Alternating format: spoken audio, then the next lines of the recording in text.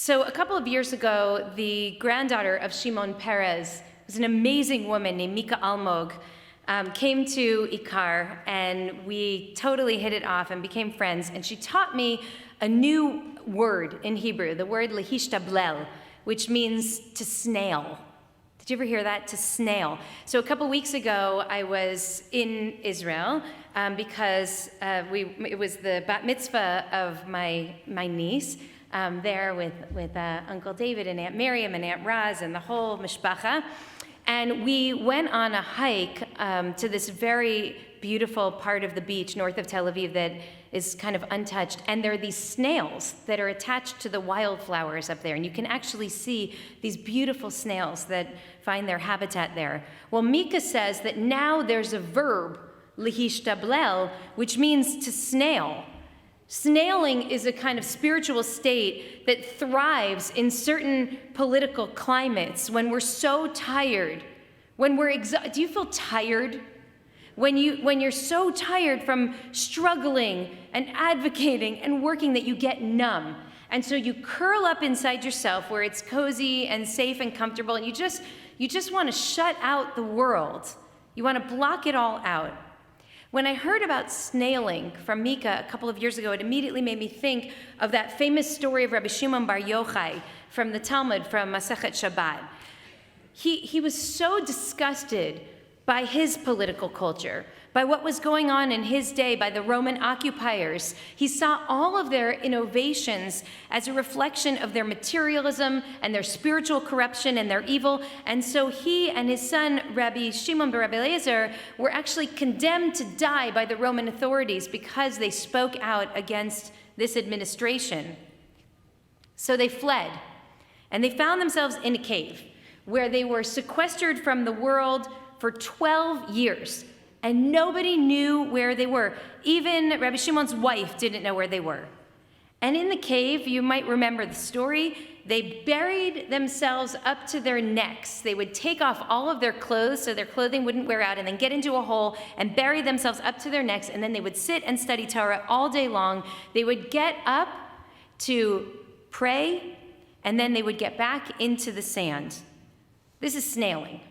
This is some kind of pietistic dreamscape in which they are completely free of distractions and immersed only in holiness. After 12 years, Rabbi Shimon and Rabbi Elazar receive a prophecy. They learn that the emperor has died and it's time for them to leave the cave and return to the world. But when they come out of the cave for the first time in 12 years, they are outraged by the lack of piety and purity that they see around them. And everything that they cast their eyes on is burned to the ground until a bat kol, the voice of God, shouts out from the heavens the following: "Have you emerged from hiding only to destroy my world? Chizru limaratchem, go back into your cave." All of their devotion, all of their study failed to open their hearts to the world, and instead, the seclusion only left them feeling bigger and better and more important and holier than everyone else. One of my teachers, Rabbi Harold Schulweis, taught years ago, for 12 years you lived in a cave of moral irresponsibility. What right do you have to judge the world, let alone to burn the place down when you have done nothing to fight for it? That story has everything to do with the challenges and the opportunities that we face today and will continue to face in the coming years. And as I've been thinking and writing and researching about exactly this question over the course of the last couple of years, I shared some of these ideas recently with Rabbi Cosgrove, and he said, "I would like for you to also share that with my community." When we set out to build Ikar, our community in Los Angeles, which we started now almost 16 years ago, we had no money, no business plan, but we did have a vision. And I stayed up really late one night to write out this vision. I said, we are living in a time in which the hallmark of religion is religious extremism.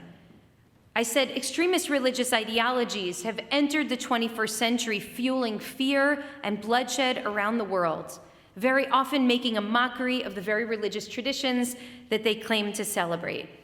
Of course, this is a very old story. It's almost as old as religion itself. Religion has been used over thousands of years to divide and to conquer. It's one of the reasons that so many people feel repelled by institutional religion, because they know the way that the pulpit can be used and abused. In fact, the abuse of religion is built into the very fabric of our nation.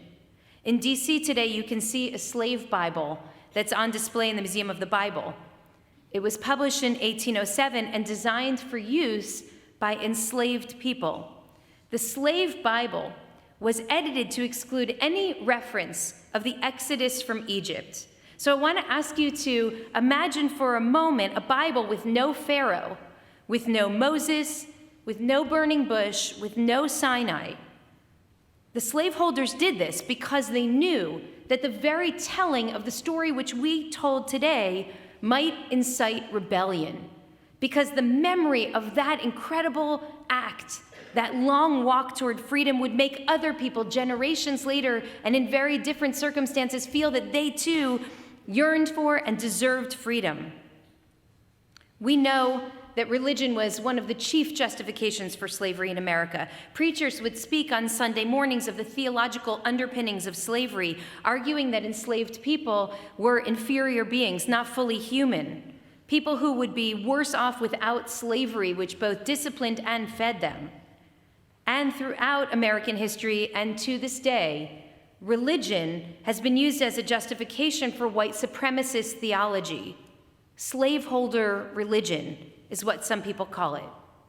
Today, we witness the exploitation of sacred texts, now used to justify terror and hatred and violence all around the world in God's name.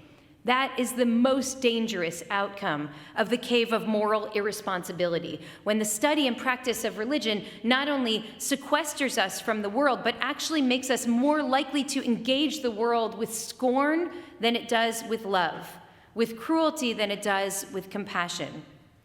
For the last couple of decades, we've seen global trends, a consistent increase in religion-related terrorist attacks, from shooting rampages to the cynical use of religion as a political wedge issue, sowing polarization and division in this country and around the world. In America, religion has been used as a platform to justify racist policies, the subordination of women, the stigmatization of LGBTQ people. It has been used to justify anti-Semitism and Islamophobia. But precisely at the moment when we need a powerful counter-testimony to that intolerance and zealotry, there's a second dangerous trend in American religious life. It's what I call routinism. This is rote, soulless, empty religiosity. This is practice without purpose. This is services without soul. I've been captivated for many years by the teaching of a Benedictine monk named David Steindl-Rast, who writes about what's broken at the heart of organized religion. He writes that religion is like an erupting volcano. It's fiery and powerful and dangerous. But then the lava flows down the side of the mountain, and very quickly the lava stream cools off. Some time passes, and what was once alive is now dead rock, devoid of all traces of life. He writes that every religion begins with a powerful mystical insight, some awareness of ultimate reality, but then we build containers, religious systems, buildings, rituals, in order to try to hold on to that sacred experience. And very quickly, those containers, rather than offering points of access to the profound spiritual and religious inspiration, themselves become an obstacle to that inspiration. Steindl-Rast writes that religion, left to itself, often turns irreligious. Abraham Joshua Heschel, half a century ago, wrote that religion declined not because it was refuted, but because it became irrelevant, dull, insipid, oppressive, left with empty recitations and rituals, formalities, rules, and rites. We yearn for soul and spirit, and too often we do not find it in the containers built to hold that. So these countervailing trends, on one hand, religious extremism, and on the other, religious routinism, have proven themselves to be profoundly alienating, especially to a new generation that rejects not only life in the cave hidden from reality, but also life after the cave, laden with judgment and ready to burn to the ground everything that they cast their eyes upon. And so we see the flight from the religious establishment.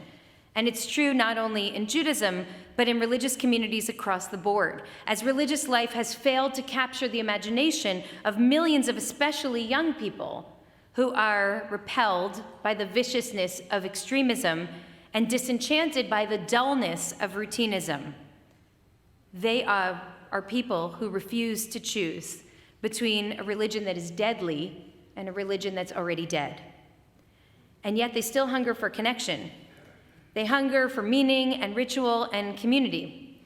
So almost 16 years ago, we set out to build a community with one guiding vision. What happens when we return to the foundation, when we mine the richness of our tradition to see what our Jewish inheritance offers us toward living a life of purpose and meaning? Ours has been part of a great effort over the last decade and a half or so that this synagogue on the opposite coast has also been dedicated to. How can we reanimate American Jewry? And what we experienced last night and this morning, these are the fruits of these efforts.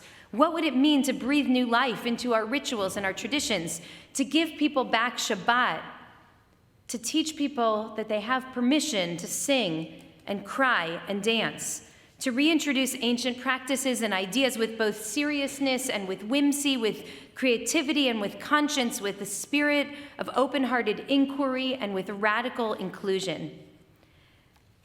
That was our goal 16 years ago. And yet over the years, our core question has expanded from what does our Jewish inheritance offer us toward living a more purposeful and meaningful life, to what does our Jewish inheritance demand of us in a time of moral crisis? Who are we called to be?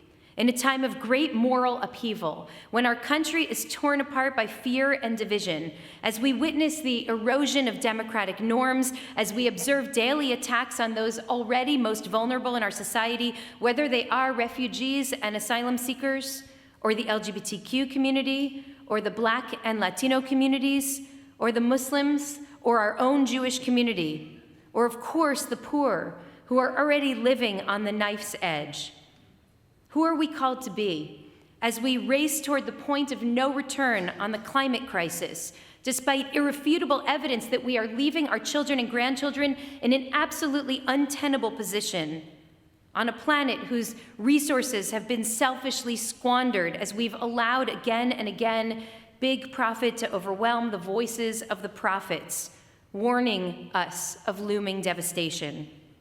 Who are we called to be when in Israel rifts between the religious and secular, between the right and left, between Israeli Jews and diaspora Jews threaten to tear our people apart? How are we to respond when Torah is today so often decoupled from compassion and decency and love and justice? Who are we called to be in a time of moral, of political and cultural destabilization and profound moral challenge? A couple of years ago, I shared this idea that our core question had expanded from what does our Jewish inheritance offer us to what does our Jewish inheritance demand of us in a time of moral crisis before a group of Jewish philanthropists.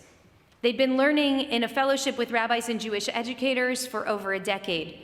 And a couple of people in the crowd started to become agitated when I mentioned that we're living in a time of moral crisis, and that part of our job was to discern today not what's comfortable or convenient, but what is right. So one of them stood up and said, "I honestly have no idea what you're talking about. What moral crisis? My kids are fine. I have a great apartment and look at my hot wife." He said that. And his wife was right there, and she was very beautiful, but still. It made me think about Rabbi Shimon Bar Yochai, snailing in his cave. This seemed like a decent person. He did not want innocent people to suffer. He just felt that it wasn't his problem, that it wasn't his Jewish responsibility to address it. I wondered how he could have been learning in a Jewish fellowship with rabbis and educators for 10 years without ever encountering the idea of Jewish responsibility. And it made me realize that we have created Jewish spaces that are not only marked by religious routinism, but suffer from something even more pernicious, religious escapism. This is this dominant trend that we see not only in the Jewish community, but across the board in religious life in America. Religion as a pacifier, a diversion, religion that at best encourages us to fight bullies, but never to look honestly at the systems that embolden and empower those bullies. This is a thoughts and prayer religion. We're deeply saddened by the recent tragedy. Our thoughts and prayers are with the victims, without ever wondering what kind of systems changes need to happen to make sure that there won't be future victims. Religious escapism is rooted in the sense that avodah shebalev, service of the heart, is about serving me and my heart. And don't believe that that's parv, that it doesn't help, but it doesn't hurt. Because by embracing an escapist religion, our faith institutions become shields that are defending the indefensible. When we worship at the altar of the status quo, we are perpetuating systems of oppression, degradation, and humiliation that depend on our willful inaction. We are serving Pharaoh. Remember last week when Moses and Aaron stood before Pharaoh and said, "Let my people go"? And Pharaoh dismisses them, and he says, Go, don't distract the people. He says, "Lechu lesivlotechem."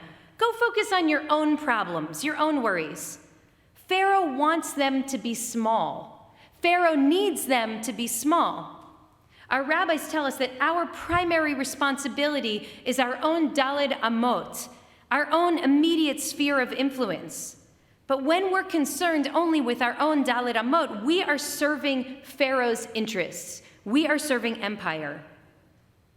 Yes, we all know that all that is required for evil to triumph is the silence of good people, because power can only sustain itself when the rest of us get really small. That's when real corruption and real abuses of power occur. But that's okay, says the escapist church or shul. That's okay, because you're here to get good with God. But our Jewish tradition was never intended as an escape or as an opiate, to dull the senses, to make us feel better as the world collapses around us. Instead, it was intended to be our oxygen, the fuel that we need to breathe in breathless times. Our Jewish community, our synagogues are not meant to distract us and to pull us out of the reality of the day, but to give us the tools to respond effectively, compassionately, courageously, and Jewishly to those challenges. I don't doubt that the man with the hot wife has a really good life. Frankly, many of us do, even in this time of incredible global turmoil, even amid the spike in anti-Semitism, even with all of our worries for Israel and for American democracy. But just because we might not yet be at the point of personal crisis does not mean that our faith is not asking something of us nevertheless. So the question is, can we lift up a religious life that is a powerful counterclaim to religious extremism, that rejects the pitfalls of religious routinism, and that works not to help us escape the challenges of the day, but gives us the strength and the courage and the wisdom to confront and move through them? That gives us the strength not only to survive this current reality, but to transform it. That pulls us out of our caves, but rather than burn the place down with righteous fervor, inspires us to engage in thoughtful, collective, moral action.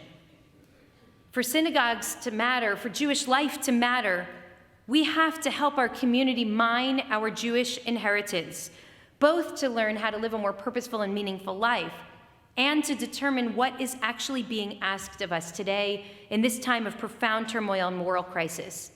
Steindl-Rast writes that it is the obligation of faith leaders to push through the crust and rediscover the fire within, as we heard your rabbi do earlier this morning. And Steindl-Rast is right. We're living in a time of radical excavation. The future of Judaism itself depends on our willingness to counter the narrowness of extremism in our own tradition with visions of compassion and curiosity and courage, to challenge the dominant narratives of regressive religion with something that is soulful and affirmative and joyous and love-driven and musical and inspiring. and to affirm that religion can and must inspire us to be big and inspire us to be brave and part of the solution. That is the work of rediscovering our sacred inheritance.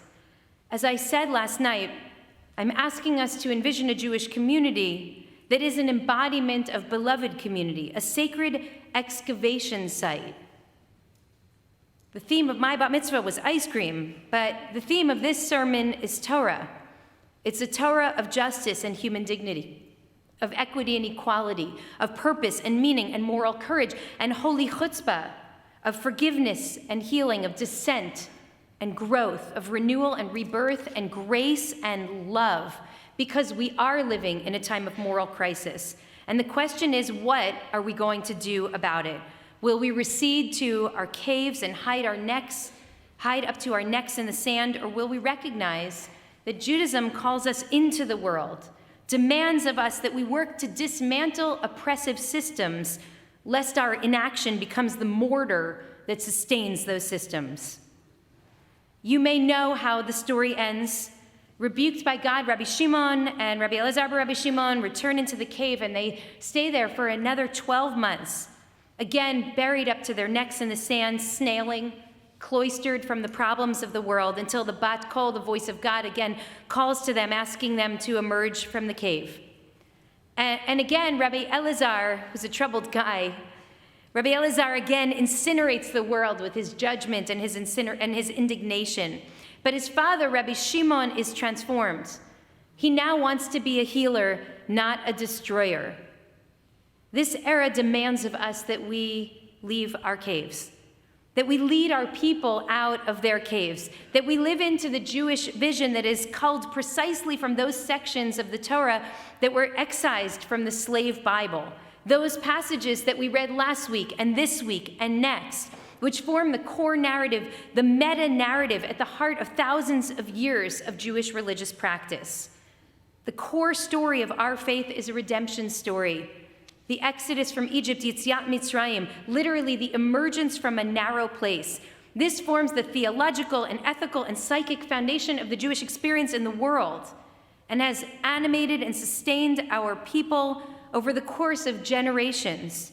It's embedded in our liturgy and our calendar. It's clearly designed to affect everything from what we eat to how we pray to the heartache that we experience when we pick up the New York Times in the morning and read what's going on in the world. This story that we read today is the most important guide that we have. This is the holy blueprint of our lives. It tells the story of a group of slaves rising up before the most powerful ruler of the ancient world to demand freedom and dignity, and that is an inherently political message, I'm sorry to tell you, with grave implications for us, its inheritors. I believe that Torah did not survive for thousands of years, only to be muted precisely at the moment that its message matters the most.